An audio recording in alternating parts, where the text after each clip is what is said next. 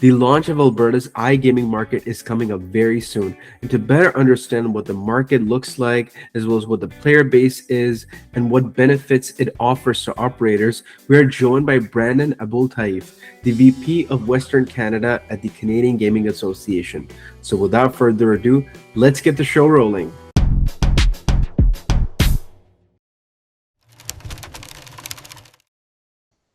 So Brandon, how we always begin this podcast is by asking you a few fun questions. I have two quick ones for you.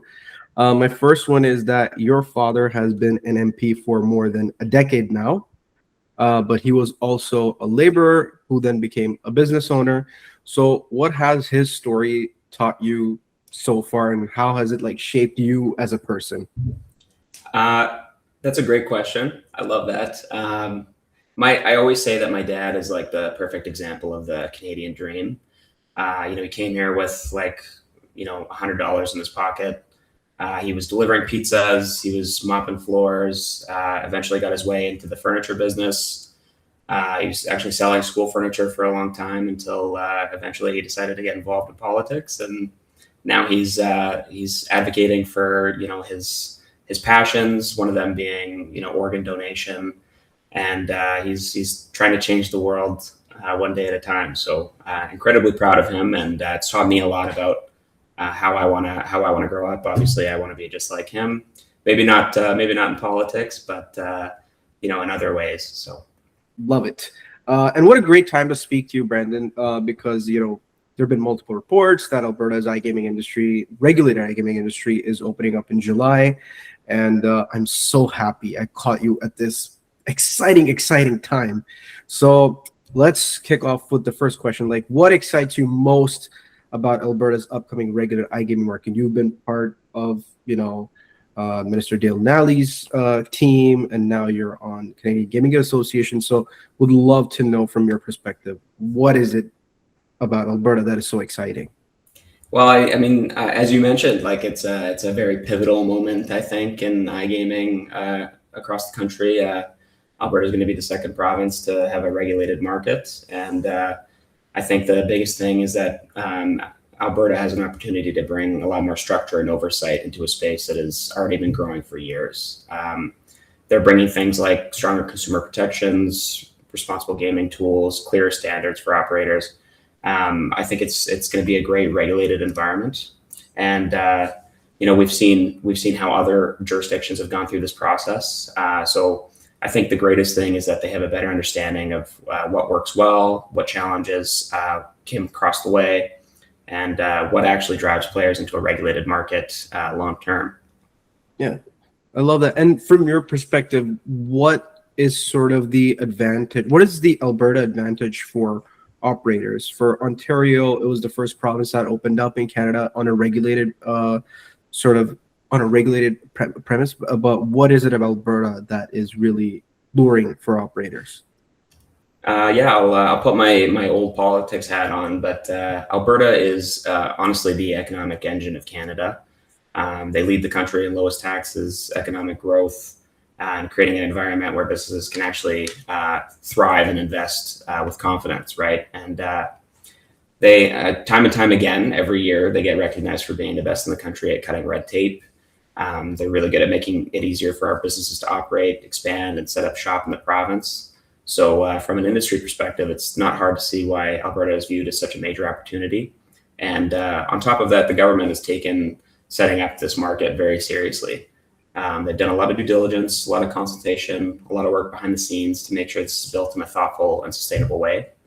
And lastly, it's pretty significant because a large portion of the market is already active online today, just occurring in unregulated spaces. Yeah. So they're not entering a market where they need to introduce consumers to online gaming for the first time. The demand already exists, the player base already exists, and consumers are already highly familiar with these products and platforms. So it's always been an incredibly attractive market. They've got a young and growing population, strong household incomes, and obviously an incredibly strong sports culture. Go Oilers. So those fundamentals are already incredibly attractive. I love that. And that sort of ties into my next question, is that could you explain from your perspective what the player base is what the player base looks like in Alberta and what the current gaming landscape is right now. You have only the Alberta kind of online gaming site that they could do their gaming on, but what is the player base looking like in Alberta? Well, they've yeah, as you mentioned, it's already a pretty mature gaming environment overall. We've got a strong land-based casino sector. We've got a great charitable gaming model, a lot of sports betting interest, and obviously some growing participation online. As I mentioned, the biggest thing people need to understand is that Alberta already has a large online gaming market today, even before regulation. A significant amount of online play is already happening through unregulated or gray market platforms. I don't think Alberta is unique in that regard. I think the same thing's happening across much of Canada as well. But the demand for these products already exists, and consumers have already found ways to access them. So the conversation around Alberta is, bringing a already existing market into regulation. Mm-hmm. That being said, it's a mature and highly active gaming market.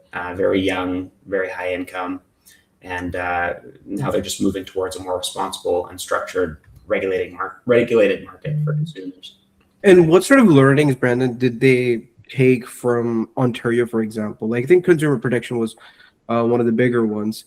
Was there any other model, like framework things that Alberta took from Ontario as inspiration?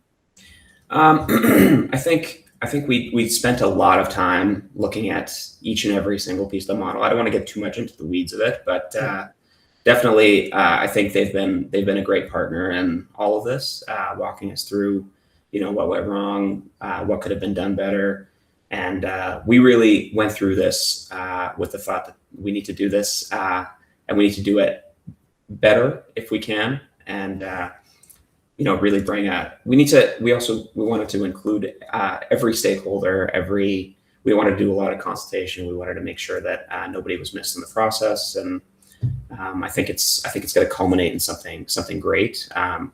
Obviously Ontario's done a fantastic job, and we want to live up to that as well. So.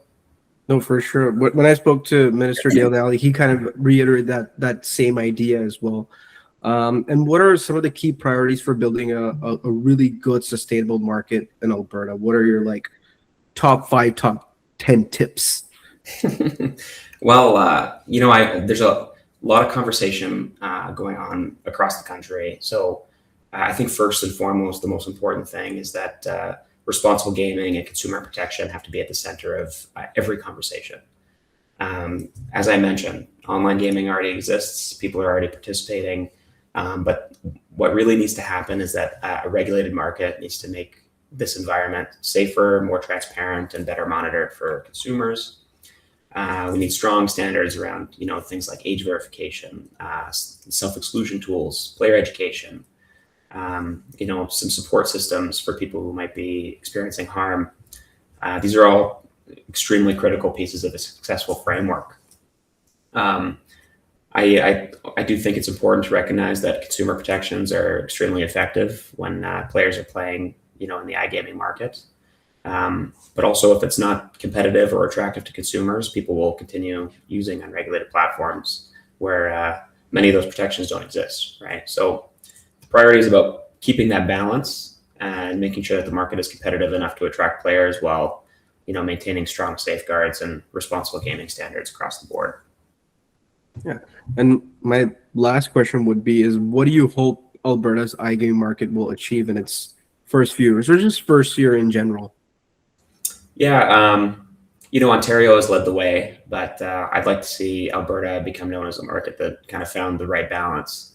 You want strong consumer protections, strong gaming standards, high participation, high channelization, and an environment where operators feel confident investing and innovating long term.